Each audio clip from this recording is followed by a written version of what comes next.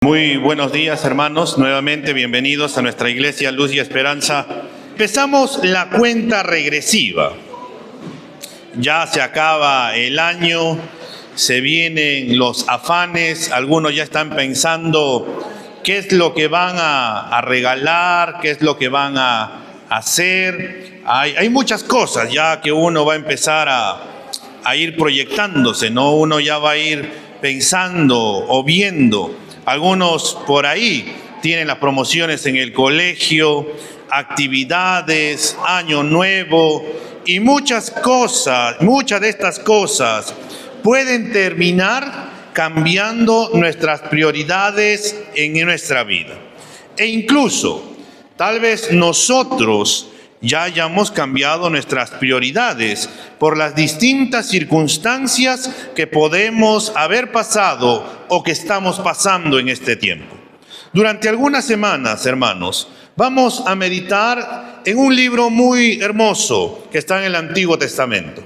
Vamos a meditar en el profeta Ageo.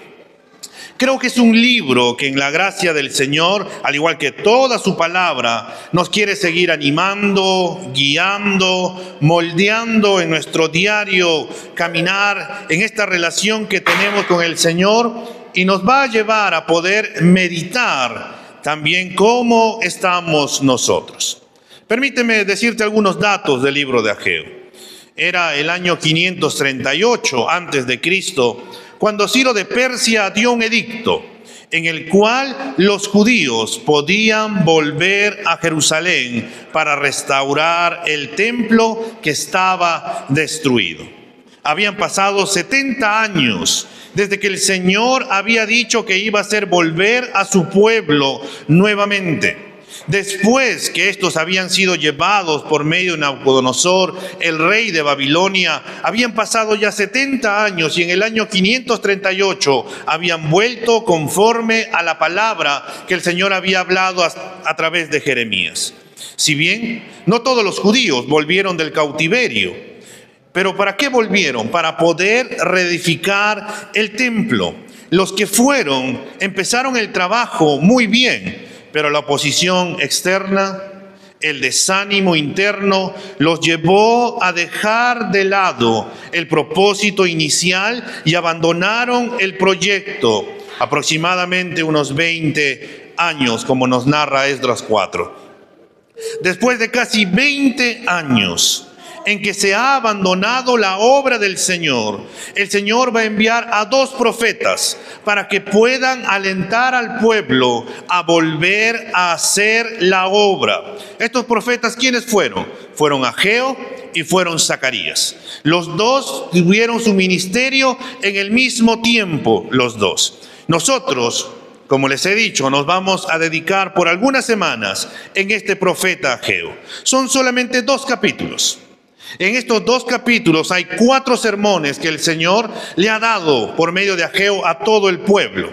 Estos 2 sermones están bien marcados, hermanos, porque cada sermón tiene su fecha con el cual el Señor envió su palabra. Ageo fue escrito aproximadamente entre agosto y diciembre, hermanos, en aquella vez en el año 520 antes de Cristo. Entonces, hoy día vamos a ver el primer sermón y por eso vamos a ver en Ageo el capítulo 1 de los versículos del 1 al 11, donde vamos a ver ordenando las prioridades. Ese es el título de nuestro sermón en esta mañana, ordenando las prioridades. Ageo capítulo 1, los versículos del 1 al 11. ¿Lo tenemos? Bien, vamos a ponernos de pie, hermanos, para leer juntos la palabra del Señor. Ageo capítulo 1, el versículo 1 al 11, nos dice: en el año segundo del rey Darío, en el mes sexto, el día primero del mes, vino la palabra del Señor por medio del profeta Ageo a Zorobabel, hijo de Salatiel, gobernador de Judá, y al sumo sacerdote Josué, hijo de Jodasac. Así dice el Señor de los ejércitos: este pueblo dice, no ha llegado el tiempo de que la casa del Señor sea reedificada. Entonces vino la palabra del Señor por medio del profeta Ageo. ¿Es acaso tiempo para que ustedes habiten en sus casas artesonadas mientras esta casa está desolada? Ahora pues, así dice el Señor de los ejércitos, consideren bien sus caminos. Siembran mucho, pero recogen poco. Comen, pero no hay suficiente para que se sacien. Beben, pero no hay suficiente para que se embriaguen. Se visten, pero nadie se calienta. Y el que recibe salario en bolsa rota. Así dice el Señor de los ejércitos, consideren bien sus caminos, suban al monte, traigan madera y reedifiquen el templo, para que me agrade de él y yo sea glorificado, dice el Señor. Esperan mucho, pero hay poco. Y los que traen a casa, yo lo aviento. ¿Por qué? Declara el Señor de los ejércitos. Por causa de mi casa que está desolada, mientras cada uno de ustedes corre a su casa. Por tanto, por causa de ustedes, los cielos han retenido su rocío y la tierra ha retenido su fruto. Llamé a la sequía sobre la tierra, sobre los montes, sobre el trigo, sobre el vino nuevo, sobre el aceite, sobre lo que produce la tierra, sobre los hombres, sobre el ganado y sobre todo el trabajo de sus manos. Vamos a orar. Señor, en esta mañana, gracias porque podemos presentarnos ante tu trono de la gracia con toda libertad.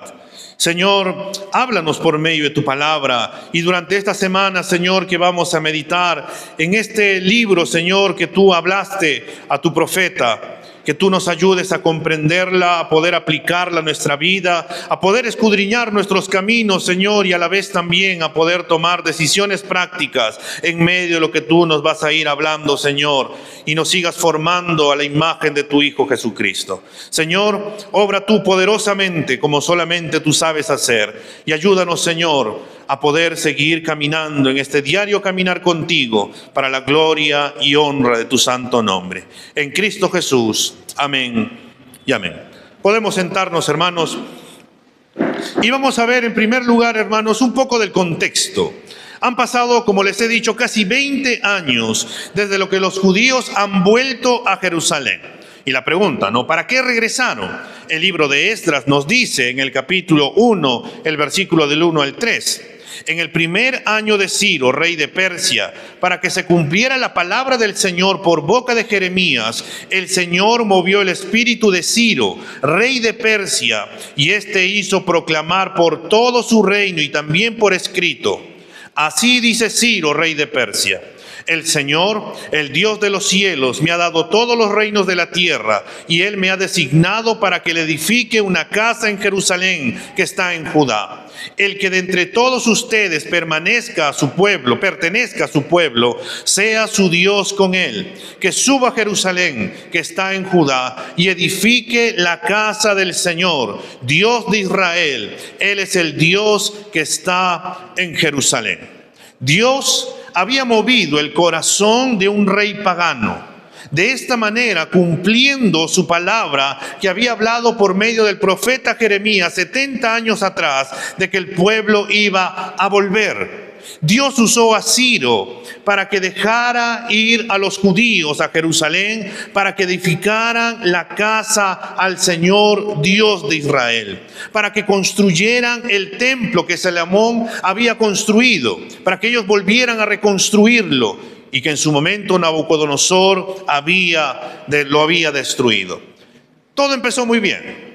Se había construido el altar de sacrificios, se había colocado los cimientos del pueblo, estaban haciendo la obra del Señor encomendada, el pueblo estaba feliz, el pueblo estaba con gozo, como nos narra Esdras capítulo 3. Todo indicaba que nada los iba a parar, pero al poco tiempo la obra se detuvo. ¿Pero por qué?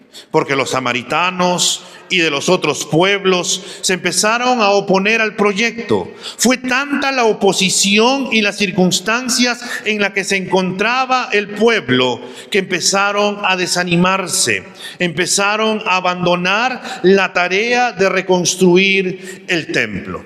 Y en este contexto es que llega la palabra al profeta Ageo. Y por eso el versículo 1 nos dice: en el año segundo del rey Darío, en el mes sexto, el primero del mes, vino la palabra del Señor por medio del profeta Ageo a Zorobabel, hijo de Salatiel, gobernador de Judá, y al sumo sacerdote Josué, hijo de Josadac.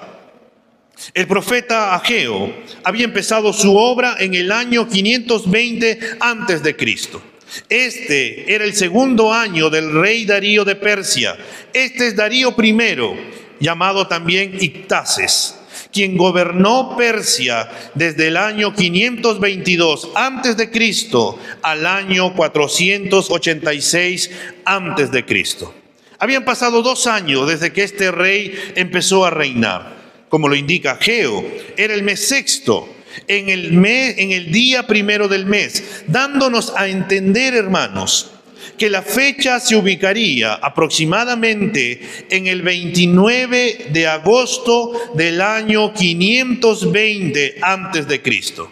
Además, hermanos, esta no era una fecha cualquiera, ya que en ese tiempo era el tiempo de cosechar los árboles frutales. Era el tiempo de evaluar el éxito del año agrícola. Además, el primer día del mes era la luna nueva. Era un día festivo cuando las multitudes se reunían probablemente en el sitio del templo para ofrecer sacrificios. Entonces, en ese tiempo, en un tiempo donde estaban evaluando, un tiempo donde había que cosechar los árboles frutales y todo tipo de frutos, llega la palabra del Señor. Viene la palabra del Señor por medio del profeta Ageo. ¿Y quién es Ageo? No sabemos más cosas de Ageo, salvo lo que podemos encontrar en el libro de Esdras. Él fue uno de los profetas de la restauración, uno de los profetas post-exílicos. El mensaje del Señor que envió por medio del profeta primeramente fue dirigido a los líderes del pueblo de Israel. Y había 2 personajes a los cuales va directamente. Uno de ellos fue Zorobabel, quien era gobernador de Judá, nombrado por el rey, y quien era descendiente del rey David. Es dirigido también a Josué, quien era el sumo sacerdote y quien era descendiente del sacerdote Sadoc, nombrado por Salomón. ¿Por qué a ellos? Porque ellos, como líderes del pueblo, eran responsables en primer lugar de poner en práctica la palabra del Señor y buscar que el pueblo de Dios obedezca a esa palabra.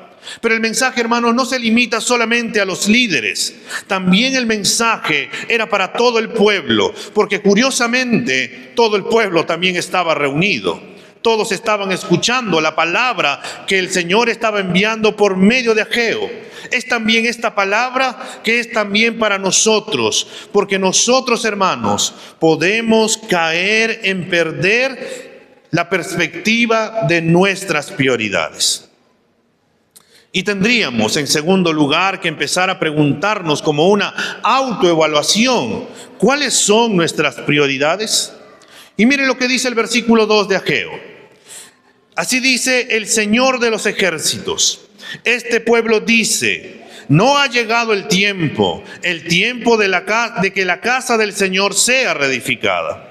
Ageo, antes de empezar a lo que el pueblo dice, va a destacar la grandeza y el poder de Dios diciendo: así dice el Señor de los ejércitos. Él quiere mostrar a Dios, Él quiere mostrar que Dios es poderoso, Él quiere mostrar que Dios es soberano, Él quiere mostrar que este Dios es el Señor de los ejércitos, el amo y Señor que tiene el control absoluto de todo. Y en estos 2 capítulos de Ageo va a emplear 14 veces la misma designación para que el pueblo pudiera comprender y entender quién es el Dios que está enviando el mensaje.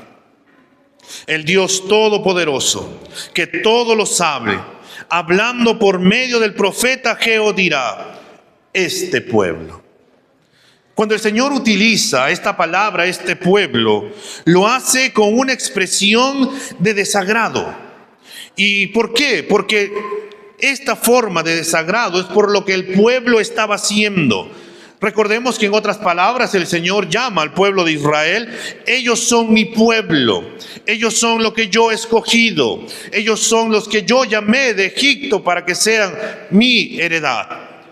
Pero ahora el Señor, de una forma despectiva, dice: este pueblo había dejado de lado el reino de Dios. Este pueblo había dejado de hacer la obra del Señor. Dios, que todo lo sabe, mostrará lo que el pueblo había estado hablando a escondidas, y lo afirma de esta manera. Ellos afirmaban y decían, cuando nadie los escuchaba, entre ese murmurar entre ellos mismos, que todavía no había llegado el tiempo, que todavía no había llegado el momento adecuado, el momento perfecto de cumplir con la voluntad de Dios, y esta era de reconstruir el templo. Tenemos que entender algo. El pueblo no estaba diciendo que no quería reconstruir el templo. Ellos no estaban diciendo, no vamos a reconstruir, sino que todavía no, que no era un buen momento, que no era una temporada conveniente. Cuando se den las cosas, entonces lo vamos a hacer.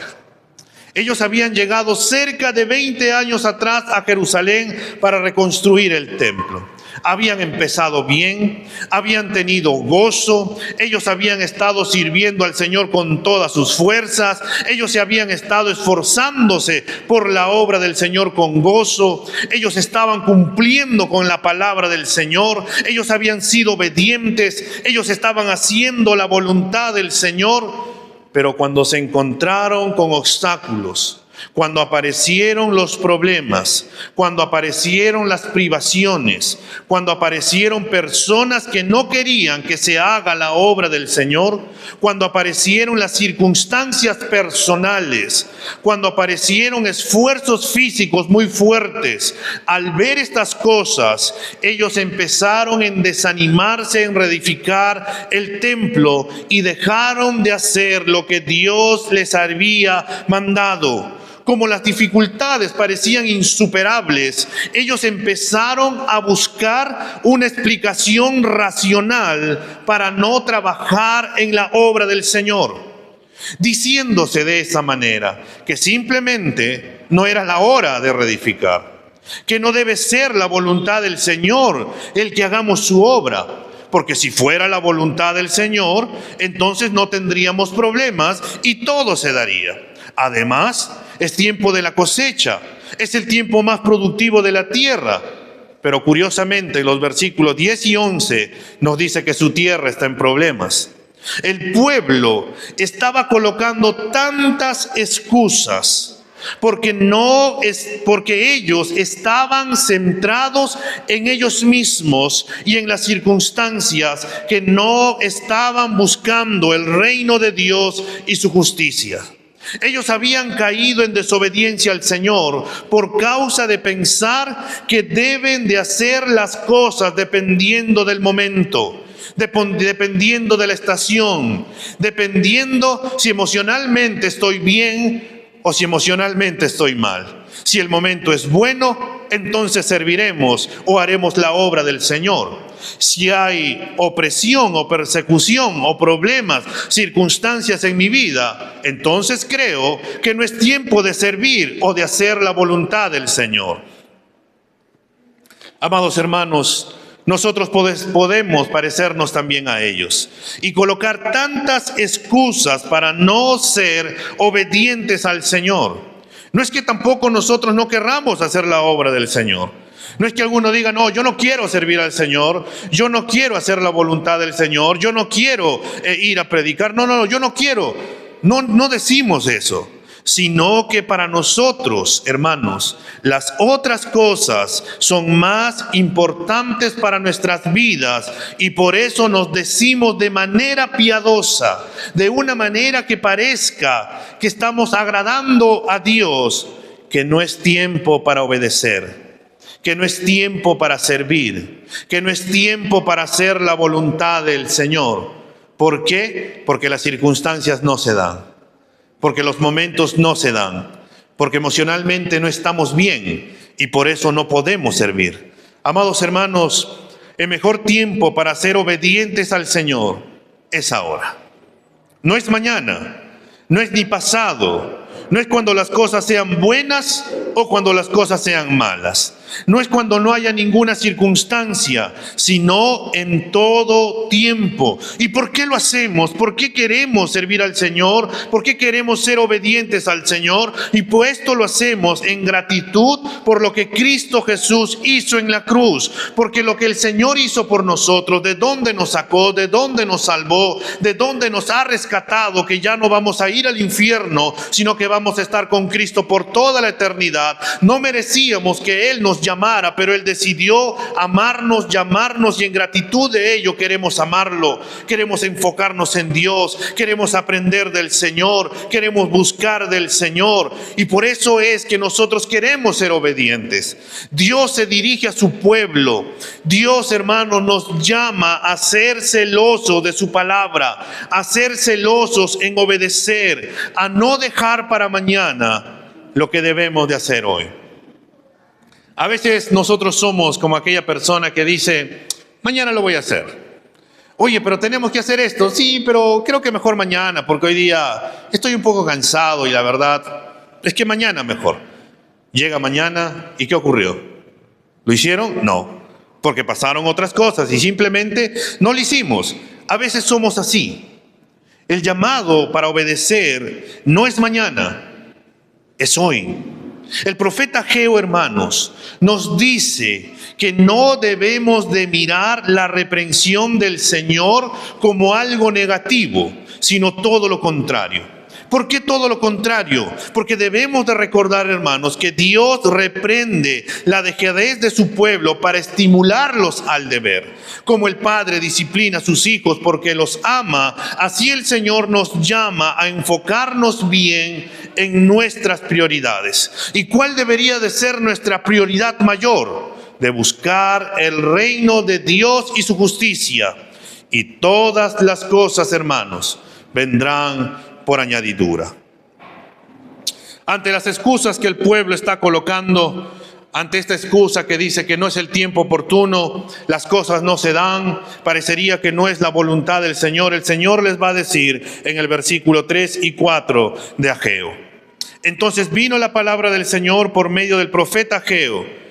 ¿Es acaso tiempo para que ustedes habiten en sus casas artesonadas mientras esta casa es desolada? El pueblo decía que no era tiempo para reedificar la casa del Señor, producto de las muchas cosas que habían estado pasando mal, las circunstancias, las dificultades, las presiones de los vecinos, del desánimo que habían llegado emocionalmente. Podrían haber dicho, no estamos bien, no podemos servir al Señor. Pero el Señor les dice, ustedes dicen que no tienen tiempo para mí, pero yo veo que sí tienen tiempo para ustedes. Por eso ustedes se han construido buenas casas, mientras que la mía está desolada. Ustedes dicen que no tienen tiempo, que siempre están ocupados, pero yo veo que sí tienen tiempo para ustedes. En otras palabras, si realmente no hubiera sido un buen tiempo, entonces ellos también no habrían podido construir sus casas. Además, las casas que ellos se habían construido no eran malas casas. No eran casas rudimentarias, sino que las habían decorado con muy buenos materiales. Ellos estaban viviendo en lujos, pero la casa del Señor estaba desolada. Por eso el Señor les dice, ustedes habitan en sus casas artesonadas. Esta palabra artesonada, hermano, es usada generalmente con referencia al templo, dando a entender que ellos sí tenían los recursos para construir sus propias casas con todas las comodidades. Es como hoy en día alguno de nosotros podría construir su casa. ¿Y qué sería tener todas las comodidades? Tener tu lavadora, tu televisor, tu buen dormitorio con una buena cama, que claro, siempre la cama tiene que ser buena, una buena cocina, puedes tener tus reposteros, totalmente tu piso, simplemente para que puedas pasarle tu trapo y ya está totalmente limpio, una sala que puedan jugar los niños, tu lado de la lavandería bien ubicada, tu baño con todo lo que tú desearías, con una buena ducha, una buena terma y todo bien, con todas las comodidades, con muebles incluso que no te hacen doler la espalda, sino que cómodamente puedes llegar a tu trono y poder ver todas las noticias, el fútbol y todo lo que tú quieras. Entonces tenían todas las comodidades, ellos estaban viviendo muy bien, pero ellos, hermanos, habían descuidado el templo del Señor, pero no la suya. Y curiosamente, ellos se colocaban tantas excusas para decir, no es el tiempo del Señor, no es tiempo de servir, no es tiempo de hacer la obra del Señor, pero curiosidades de la vida, sí había tiempo para ellos mismos. Y por eso el versículo 6, hermanos, del 6 y luego el versículo 9 y 11, nos dice, Dios les dice, va a añadir algo más a esta reprensión. Él les dice, no esperen mi bendición si no se enfocan en la verdadera prioridad. Siembran mucho, pero recogen poco. Comen, pero no hay suficiente para que se sacien. Beben, pero no hay suficiente para que se embriaguen. Se visten, pero no hay nadie que se caliente. Y el que recibe salario en bolsa rota. El versículo 9 al 11. Esperan mucho, pero hay poco. Y lo que traen a casa, yo lo aviento. ¿Por qué? Declara el Señor de los ejércitos, por causa de mi casa que está desolada, mientras cada uno de ustedes corre a su casa. Por tanto, por causa de ustedes, los cielos han retenido su rocío y la tierra ha retenido su fruto. Llamé a la sequía sobre la tierra, sobre los montes, sobre el trigo, sobre el vino nuevo, sobre el aceite, sobre lo que produce la tierra, sobre los hombres, sobre el ganado y sobre todo el trabajo de sus manos. Amado hermano, no podemos esperar la bendición del Señor en todo lo que hacemos si no le damos a Dios la prioridad número uno en nuestras vidas. Trabajaremos, hermanos, y en muchas ocasiones el dinero se nos escapará como el agua en nuestras manos y no sabremos por qué ya no me alcanza. Algunas personas antes ganaban el sueldo mínimo y vivían muy bien, pero empiezan a ganar más y supuestamente que deberían de ahorrar más. A veces el dinero empieza a irse como bolsa rota y no sabemos por qué, porque a veces han cambiado sus prioridades. Trabajaremos, hermanos, nos esforzaremos en ahorrar y a veces será en vano. Lo poco que ahorremos a veces se van a ir en reparar cosas, en reparar incluso la salud de nuestros hijos o de alguno de nosotros y se irá y no sabemos cómo se va a terminar yendo. Muchos tal vez se darán cuenta que la mano del Señor no está a su favor, sino en contra de sus vidas, que no hay satisfacción en lo que hacen, no hay paz. Hermanos, el Señor quiere que nosotros prosperemos tanto física como espiritualmente y anhela abundarnos, pero hay quienes el Señor les ha puesto un aguijón para no tener la bendición. A otros les ha puesto un aguijón para que si tienen abundancia no la puedan disfrutar, porque no han puesto su prioridad en las cosas del reino. El Señor, hermanos, ve nuestro interior de nuestro corazón y ve lo que realmente es nuestra prioridad. Y por eso, hermanos, el llamado del Señor es doblemente a lo que se nos dice. Miren lo que dice el versículo 5 y 7. El versículo 5 dice, ahora pues, así dice el Señor de los ejércitos, consideren bien sus caminos. ¿Y qué nos dice el versículo 7? Lo mismo, consideren bien sus caminos.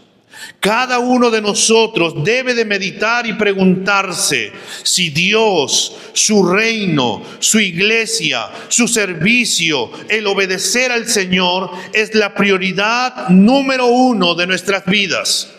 Debemos de considerar, debemos de reflexionar cómo estamos caminando delante del Señor. Debemos de preguntarnos si es realmente Dios la prioridad número uno en mi corazón.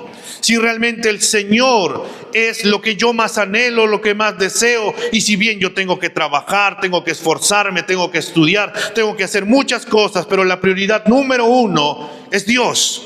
Y si no es el Señor, entonces todas las otras cosas son prioridad en mi vida. Y nos hemos llenado de tantas excusas para poder decir, no es el tiempo, no es el momento. Creo que llegará el momento cuando yo voy a obedecer, cuando yo voy a servir, cuando le voy a dar lo mejor a Dios en mi vida. O tal vez podríamos decir, ya le di todo al Señor en mi vida y creo que es tiempo de poder descansar. Ha llegado el tiempo de poder jubilarme, ha llegado el tiempo de poder disfrutar. Y podemos caer como el pueblo de poner tantas excusas y poder decir, no es el tiempo. No es que no querramos servirle al Señor, sino que no es nuestra primera prioridad. No es lo que nosotros más deseamos, no es lo que nosotros más anhelamos. ¿Cómo estamos andando? ¿Cómo estamos sirviéndole al Señor? ¿Cómo, hermano, estamos involucrados en la obra del Señor? ¿Cómo el Señor se ubica en nuestras vidas? Y después de que nosotros hayamos meditado, después que hayamos reflexionado, el Señor nos llama a tomar decisiones prácticas. Y por eso en el versículo 8, hermanos, el Señor, después de haberles dicho, mediten, consideren bien sus caminos, dice, suban al monte, traigan madera y reedifiquen el templo para que me agrade de él y yo sea glorificado, dice el Señor.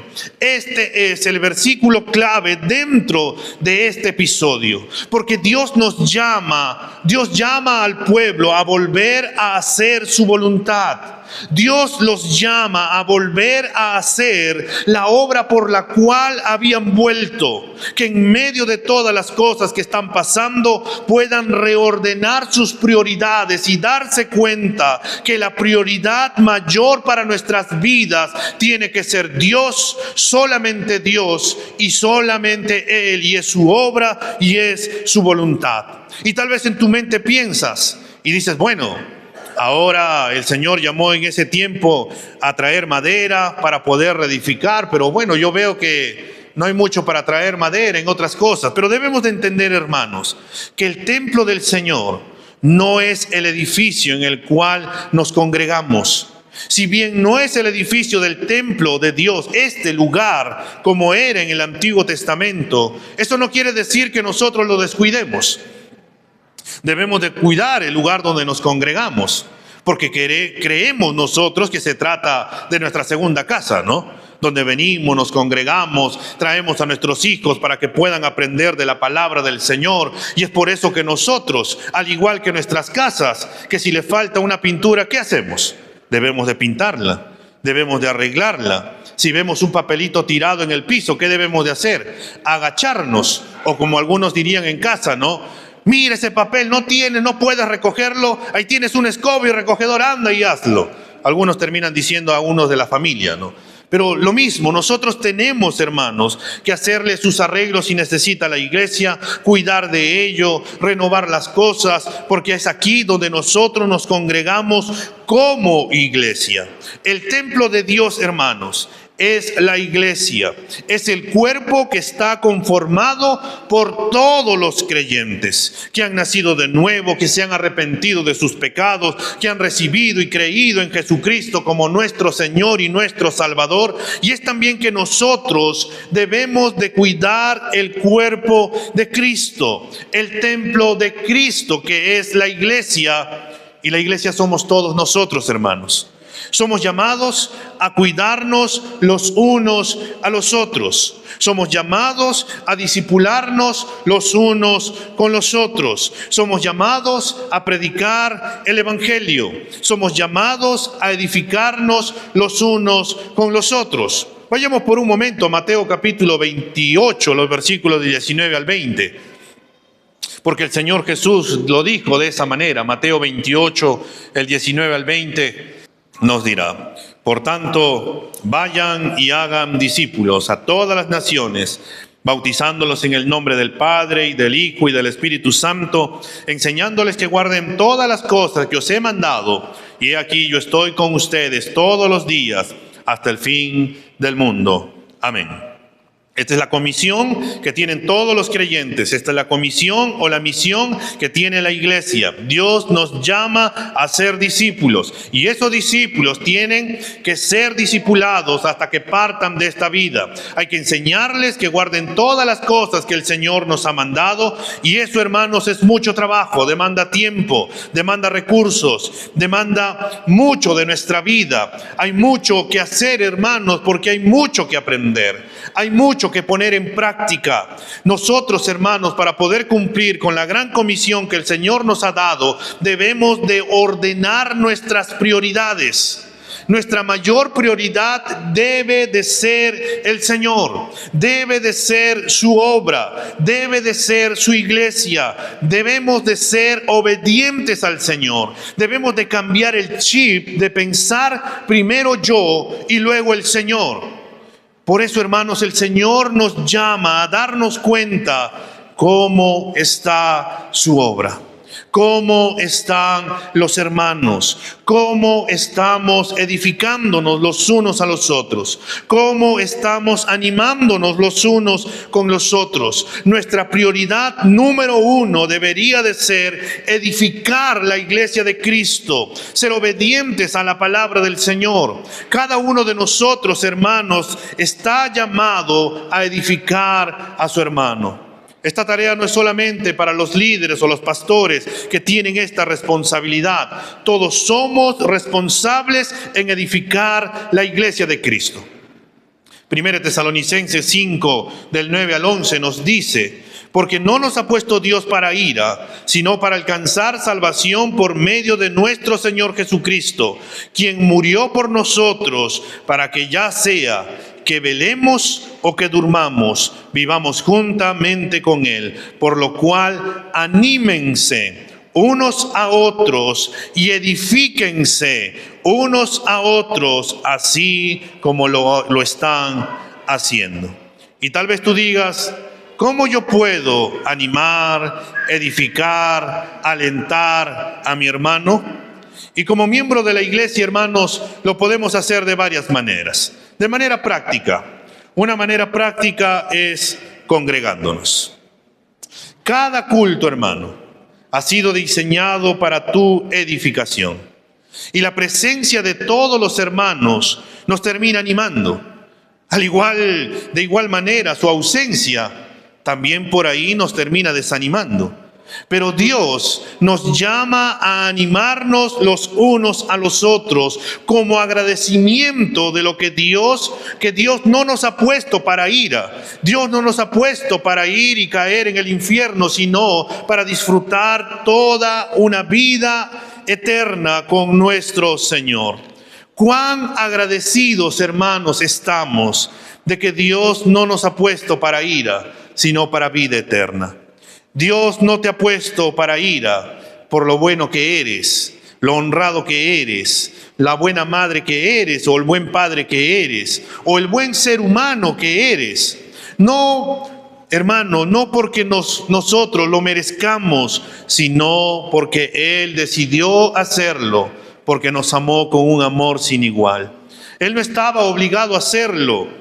Él tenía, hermano, todas las razones del mundo para no hacerlo, pero Él decidió escogernos porque le agradó de esta manera, llamarnos a Él. Y deberíamos de sentirnos las personas más agradecidas del mundo. Deberíamos de estar tan entusiasmados con querer conocer a este Dios sorprendente y maravilloso. Y deberíamos de ser como la iglesia fue al inicio, como nos narra Hechos 2:42, que decía: y perseveraban en la doctrina de los apóstoles, en la comunión unos con otros, en el partimiento del pan y en las oraciones. En otras palabras, los hermanos querían estar juntos. Los hermanos querían pasar tiempo juntos. Los hermanos querían aprender más de la palabra del Señor. Los hermanos querían orar los unos por los otros. Los hermanos se animaban cuando compartían los unos con los otros. Yo te hago una pregunta, hermano. ¿Cuánto anhelas estar con tus hermanos? Tal vez por ahí, ya me agarró ya. La verdad es que, no sé, pero hay algo, hay uno que otro hermanito que no me cae y ese hermano me desanima. La verdad es que ponemos tantas excusas, hermanos. Deberíamos de sentirnos las personas más agradecidas y de querer estar los unos con los otros. Pero a la vez también, hermanos, ¿cómo podemos animarnos, edificarnos sirviendo dentro de la iglesia? Todos los creyentes, hermanos, tienen dones y talentos. Pero ¿te has preguntado, hermano, por qué los maestros de la iglesia siguen siendo los mismos de siempre? ¿Acaso Dios no nos ha dado dones a la iglesia?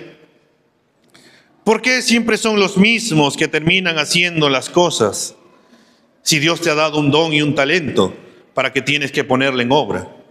Todo creyente, hermano, debería de anhelar conocer más y más a su Señor que lo ha salvado. Debería de anhelar aprender cada vez más y más de la palabra. Debería de anhelar dar a conocer a Cristo a todas las personas que no lo conocen. Pero hoy en día, hermanos, vivimos vidas muy cómodas. Estamos en toda la comodidad. Y este mundo postmoderno en el cual nosotros vivimos ahora, que nos lleva cada vez más a estar más estáticos, a no movernos, ha traído también a la iglesia el hecho de poder quedarnos estáticos y disfrutar de todos los beneficios y no hacer nada. Todo nos ha llevado a una comodidad.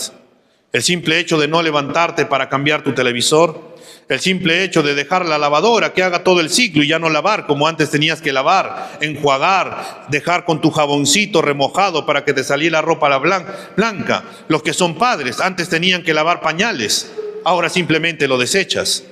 Antes, o algunos te terminan todavía haciendo su arroz en una olla normal, ¿no? Otros ya tienen una arrocera. Utilizas el microondas.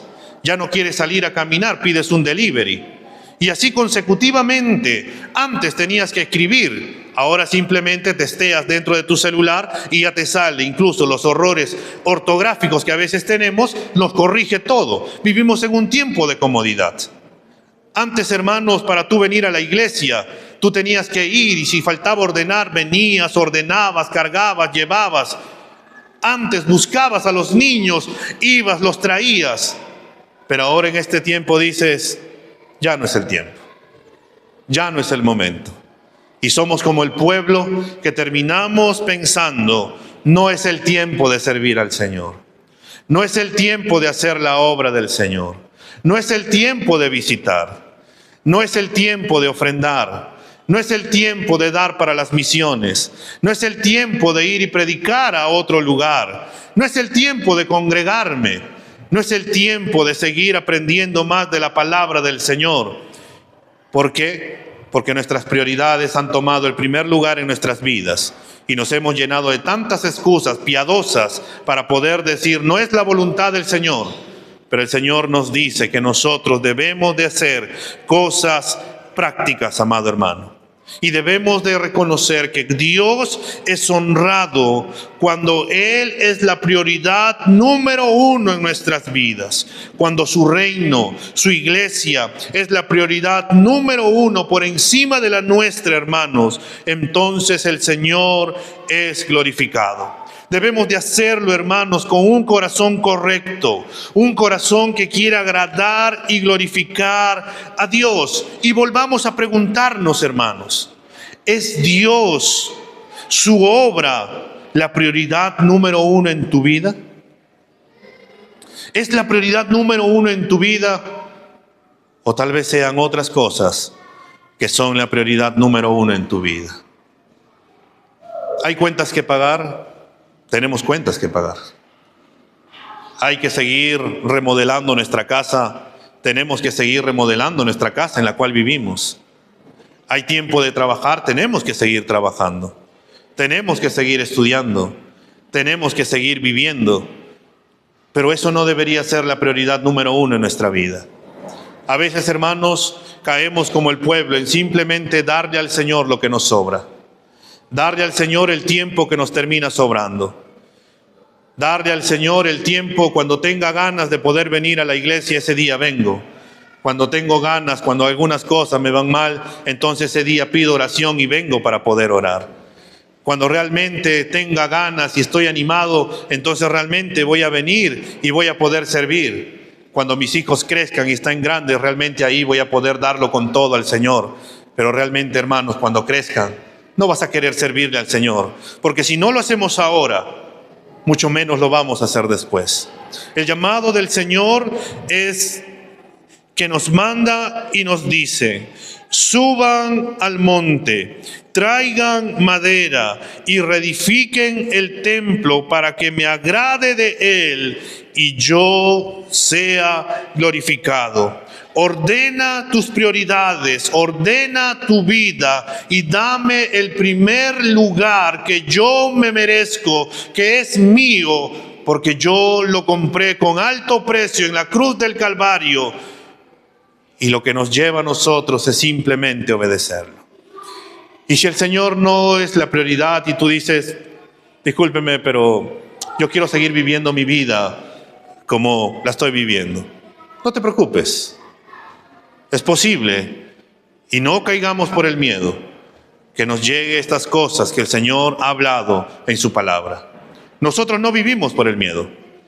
Nosotros vivimos en gratitud, vivimos en fe, porque confiamos en un Dios misericordioso, soberano, que nos llama a tomar decisiones prácticas.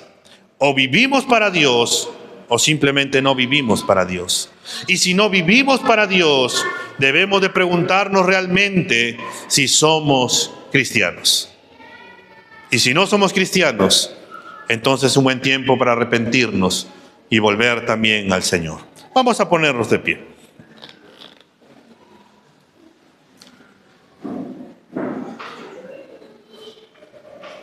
El Señor nos dice: consideren bien sus caminos, mediten bien sus caminos y vean si yo soy su prioridad.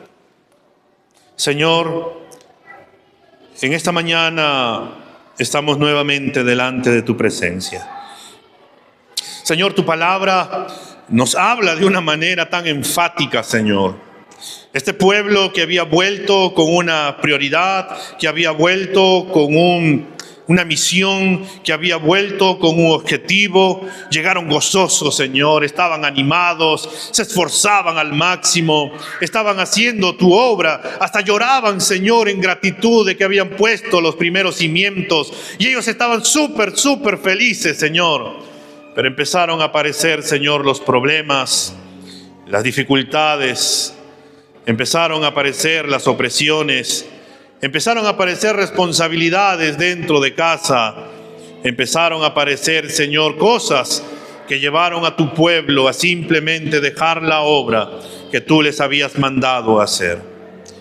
Empezaron a llenarse de excusas y a decir: no es el tiempo para edificar la casa del Señor, no es el tiempo para reedificar la casa de Dios, porque es el tiempo para centrarme en mí y solamente en mí, en mis prioridades, en las cosas que son necesarias para mi vida, en esas cosas. Y cuando todo se dé, cuando todo esté muy bien, entonces ahí iré y haré la obra del Señor. ¿Cuántos de nosotros, Señor, somos como ese pueblo? Empezamos bien en tus caminos, nos gozábamos sirviéndote. Llorábamos, Señor, cuando veíamos tu mano poderosa obrando de una manera sobrenatural. Estábamos tan contentos que en las circunstancias, ni los problemas que pasaban a nuestro alrededor, ni a veces ni el cansancio, Señor, nos llevaba a desanimarnos, sino que más bien, Señor, estábamos gozosos. Pero poco a poco, Señor, empezamos a cambiar la prioridad número uno, que eras tú, y empezamos a tomar nuestras prioridades. Empezamos más bien a preocuparnos en nosotros, en lo que es para nosotros, en lo que importa para nosotros, y dejamos de un lado tu obra, Señor.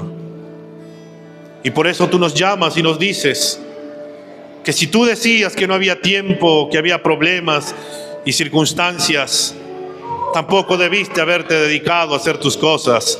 Pero nosotros nos hemos dedicado, Señor, más bien a llenarnos de tantas excusas. Perdónanos, Señor, y ayúdanos, Señor, a volver a tus caminos. Perdónanos, Señor, porque habíamos cambiado la prioridad número uno, que deberías de ser tú y nadie más que tú, Señor. Tu mandato, Señor, es consideren sus caminos. Ayúdanos, oh Señor, a reflexionar y darnos cuenta en cómo estamos caminando en el día a día, Señor. Ayúdanos a darnos cuenta, Señor, en que muchos de los problemas que tenemos, en la falta de paz, en la falta de gozo, en los problemas económicos, Señor, incluso enfermedades, no es otra cosa, Señor, porque te hemos descuidado.